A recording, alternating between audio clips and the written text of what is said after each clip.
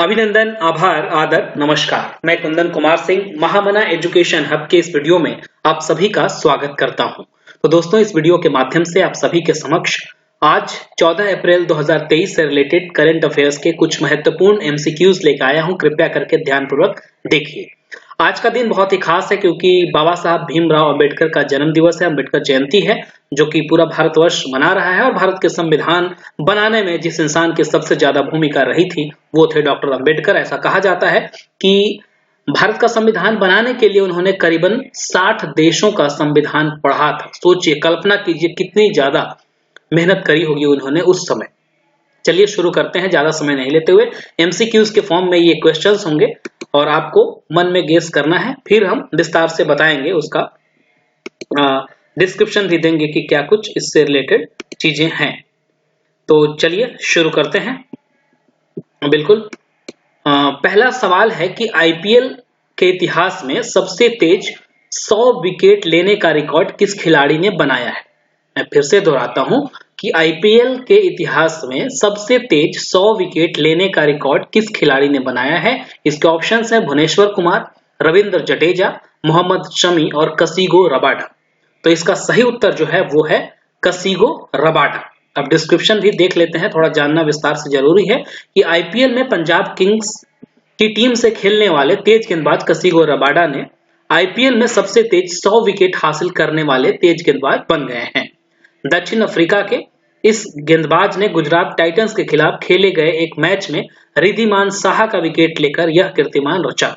कसिगो Rabada ने अपने 100 IPL wicket मात्र 64 मैच खेलकर हासिल किया। पिछला रिकॉर्ड लसिथ मलिंगा के नाम था, जिन्होंने 100 आईपीएल विकेट 70 मैचों में हासिल किया था। तो 64 मैच में सिर्फ कसिगो रबाडा ने अपना कीर्तिमान हासिल किया। इससे पहले ये जो रिकॉर्ड था ये लसिथ मलिंगा, जो कि श्रीलंका के तेज गेंदबाज थे, एक बहुत अच्छे गेंदबाज अपने समय के रहे हैं ये। तो 100 विकेट जो था इनका 70 मैचों में हासिल किया था इन्होंने। चलते हैं अगले क्वेश्चन की तरफ। अगला क्वेश्चन जो है ये कह रहा है कि नेक्स्ट क्वेश्चन इज कि भारत में सबसे ऊंची अंबेडकर प्रतिमा का अनावरण किस राज्य में किया गया है। भारत में डॉक्टर भीमराव अंबेडकर की सबसे ऊंची प्रतिमा का अनावरण आज के दिन हुआ है, तो वो कहां हुआ है।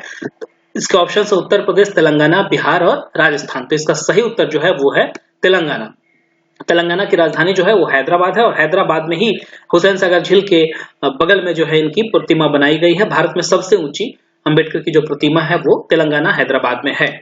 अब पढ़ते हैं डिस्क्रिप्शन क्या कहता है कि भारतीय संविधान के वास्तुकार माने जाने वाले डॉक्टर भीमराव अंबेडकर की 132वीं जयंती, आज 132वीं जयंती है जो 2023 में आज पूरे देश में मनाई जा रही है। डॉक्टर भीमराव अंबेडकर के जन्म दिवस पर तेलंगाना के मुख्यमंत्री चंद्रशेखर राव उनकी 125 फुट, ये ध्यान रख लीजिएगा ये आंकड़ा 125 फुट, कितना 125 फुट ऊंची प्रतिमा का लोकार्पण किया, जिसे भारत में अंबेडकर की सबसे ऊंची प्रतिमा मानी जा रही है।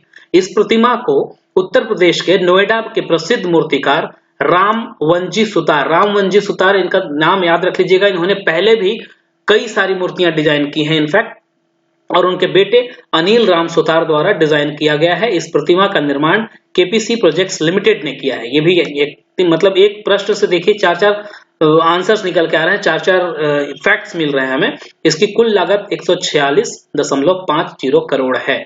तो मानिए एक प्रश्न तो हमें बताया, लेकिन उसका उत्तर में जो डिस्क्रिप्शन है उसमें 4 प्रश्न और छुपे हुए हैं जिसका उत्तर आपको मिल गया है ना। तो इस तरीके से इसका पीडीएफ भी मैं दे दूंगा टेलीग्राम पे, टेलीग्राम चैनल इस वीडियो के डिस्क्रिप्शन में दे दूंगा, उसको ज्वाइन करके आप ये सारे के सारे पीडीएफ आप प्राप्त कर सकते हैं। अगला प्रश्न है तीसरा प्रश्न, ये कह रहा है कि उत्तर पूर्वी भारत के पहले एम्स का उद्घाटन किस शहर में किया गया। उत्तर पूर्वी यानी कि नॉर्थ ईस्टर्न स्टेट्स में सबसे पहला एम्स का उद्घाटन आज के दिन किया गया है, वो कहां पर किया गया है। तो इसके ऑप्शन है गुवाहाटी, ईटानगर, इम्फाल या कोहिमा। तो इसका सही उत्तर जो है वो है गुवाहाटी। गुवाहाटी में नॉर्थ ईस्टर्न स्टेट्स में सबसे पहला, वो जो 7 सिस्टर्स हैं उनमें सबसे पहला जो है वो एम्स गुवाहाटी में उद्घाटन किया गया और गुवाहाटी जो है वो आसाम में स्थित है। अब इसका डिस्क्रिप्शन पढ़ते हैं। प्रधानमंत्री नरेंद्र मोदी ने असम के चांगसारी में आयोजित एक समारोह में गुवाहाटी एम्स राष्ट्र को समर्पित किया। पीएम मोदी ने नलबाड़ी, नागांव और कोकराझार के 3 मेडिकल कॉलेजों का भी उद्घाटन किया। यह उत्तर पूर्वी भारत का पहला एम्स है। साथ ही उन्होंने IIT गुवाहाटी में Assam advanced health care innovation institute की भी आधारशिला रखी।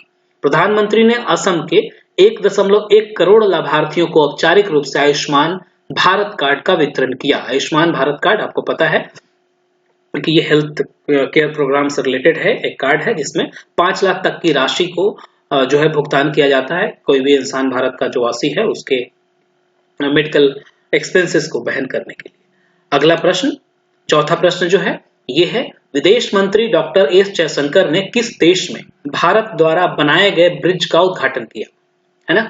तो विदेश मंत्री डॉक्टर एस जयशंकर ने किस देश में भारत द्वारा बनाए गए ब्रिज का पुल का उद्घाटन किया? घाना, सेनेगल, मोजाम्बिक या फिर श्रीलंका।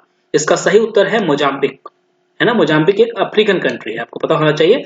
तो डिस्क्रिप्शन पढ़ते हैं। विदेश मंत्री डॉक्टर एस जयशंकर ने मोजाम्बिक में भारत द्वारा निर्मित बुजी ब्रिज, क्या है, बुजी ब्रिज का उद्घाटन किया। यह ब्रिज 132 किलोमीटर टीका बुजी नोवा सोफाला रोड परियोजना के हिस्से के रूप में बनाया गया है। विदेश मंत्री डॉक्टर एस जयशंकर ने मोजाम्बिक के मापुटो में असेंबली एस्पेरांका वियास के अध्यक्ष के साथ बैठक के अपने दौरे में इसकी शुरुआत की। मोजाम्बिक एक दक्षिणी अफ्रीकी राष्ट्र है, साउथ अफ्रीकन कंट्री है ना, और जिसकी हिंद महासागर के साथ लंबी तटरेखा है। इसकी राजधानी मापुटो है, ये इंपॉर्टेंट फैक्ट है। मापुटो मोजाम्बिक की राजधानी है और यहाँ की मुद्रा मोजाम्बिकन मेटिकल है। मोजाम्बिकन मेटिकल यहाँ की मुद्रा है, करेंसी है ना। अब हम पांचवें प्रश्न की तरफ चलते हैं। ये कह रहा है कि बहरीन ने हाल ही में किस देश के साथ अपने राजनयिक संबंध फिर से शुरू किए हैं?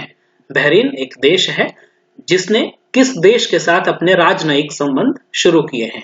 इसके ऑप्शन हैं इजराइल, कतर, सीरिया या फिर मिस्र। इसका सही उत्तर है कतर।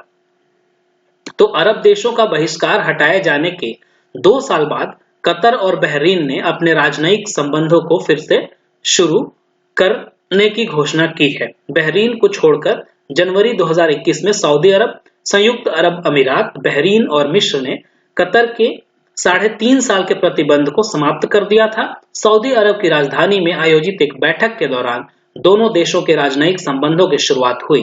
बहरीन पश्चिमी एशिया में स्थित एक द्वीप देश है। ऑलराइट, तो बहरीन पश्चिम एशिया में, वेस्टर्न एशिया में। आगे बढ़ते हैं, प्रश्न नंबर 6। भारत, जापान और फ्रांस ने किस देश की आर्थिक मदद के लिए एक साझा मंच लॉन्च किया है?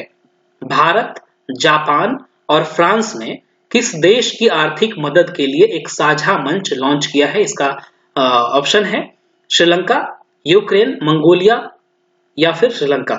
तो इसका सही उत्तर जो है वो है श्रीलंका। तो श्रीलंका की आर्थिक मदद के लिए भारत, जापान और फ्रांस आगे आए हैं। तीनों देशों ने मिलकर संकटग्रस्त श्रीलंका के लिए एक ऋण पुनर्गठन कार्यक्रम शुरू किया। वित्त मंत्री निर्मला सीतारमण सहित 3 देशों के प्रतिनिधियों ने वाशिंगटन में विश्व बैंक और अंतर्राष्ट्रीय मुद्रा कोष यानी कि IMF, इंटरनेशनल मॉनिटरी फंड की वार्षिक बैठक के दौरान इसकी घोषणा की। इसका उद्देश्य श्रीलंका को आर्थिक संकट से बाहर लाना है। अभी पता ही है आपको कि पिछले 2 सालों से लगभग श्रीलंका बहुत ही बुरे कंडीशन में है, स्पेशली आर्थिक समस्याओं से जूझ रहा है। उसके कई सारे कारण हैं। एक तो बहुत इंपॉर्टेंट कारण है कि क्या हुआ, कोविड रहा, जहां से उसका क्या कहते हैं कि टूरिज्म चला गया कोविड के चलते। दूसरा क्या हुआ कि वहां की सरकार ने क्या की थी कि अचानक सा उन्होंने केमिकल फर्टिलाइजर को बंद करने का स्टेप उठा लिया था। सीधा ऑर्गेनिक बनाना चाहते थे अपने पूरे कंट्री को, और इस वजह से प्रोडक्शन इतना कम हुआ कि जो वहां के लोग थे वो भी अपने देश के प्रोडक्शन से, मतलब क्रॉप के प्रोडक्शन से उनका भी पेट भरने में मुश्किल रहा। तो इस वजह से काफी आर्थिक संकट आ गया। फिर है आगे 7वां क्वेश्चन की एशियाई कुश्ती चैंपियनशिप 2023 में भारत का पहला स्वर्ण पदक किस खिलाड़ी ने जीता? एशियन रेसलिंग चैंपियनशिप अभी चल रही है 2023 में, तो भारत का पहला स्वर्ण पदक किस खिलाड़ी ने जीता? इसका ऑप्शन है दीपक दहिया, रवि कुमार, बजरंग पुनिया, अमन सहरावत, है ना। अमन सहरावत और होपफुली ये चारों के चारों जो प्लेयर्स का नाम आपको दिख रहा है ये सब के सब हरियाणा से बिलोंग करते हैं। तो इसका सही उत्तर है अमन सहरावत। अमन सहरावत ने कजाकिस्तान के अस्ताना में, कहाँ हो रहा है ये ध्यान रखिएगा, रेसलिंग कहाँ हो रहा है? कजाकिस्तान के अस्ताना में, है ना।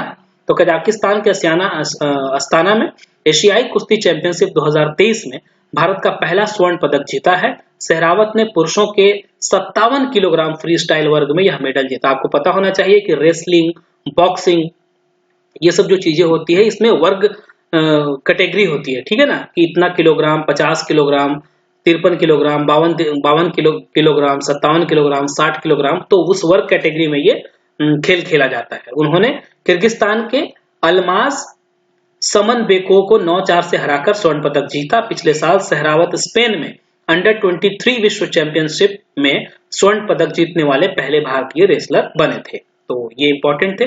तो ये सारे सवाल थे आज के, यानी कि 14 अप्रैल के। उम्मीद है आपको जरूर पसंद आएंगे। कृपया करके मैक्सिमम लोगों तक शेयर भी कीजिएगा, और अगर इसका पीडीएफ चाहिए तो जरूर टेलीग्राम चैनल ज्वाइन कीजिए, वहां पर इसका पीडीएफ मैं शेयर कर दूंगा, वहां से आप डाउनलोड कर सकते हैं और कभी भी जब रिवाइज करना हो तो जरूर कर लीजिएगा। बहुत बहुत धन्यवाद। All the best for your bright future. God bless you all. Young ladies and gentleman, नमस्कार।